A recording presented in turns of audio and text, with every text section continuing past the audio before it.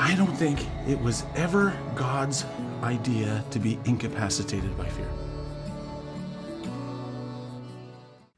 And I'll call it the copying process. And it is verse 9. And you think that it's a nothing verse, but it says a whole lot. It's the one time where Paul basically says this: follow me like I am following Jesus. Take a look at what I'm doing and you do the same thing.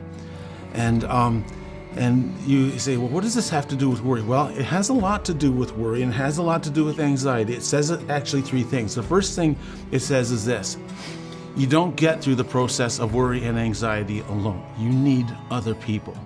Even if it is to observe other people, you are still utilizing other people. Yeah, we're not in this alone. You can't get through worry just kind of on your own and on your own strength. That's why God says, cast all your burdens on me and carry one another's burdens. That's why the scriptures are there.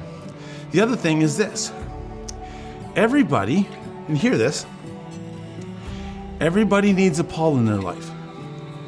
And everybody needs a Timothy in our life. You don't just kind of go through on your own. You need to continually be building people up, and you need to have people who are building you up. There will always be someone that you will be able to learn from, and there's always someone who is learning from you. And this is kind of what Paul is saying. We need to be building each other up, whatever stage you are in.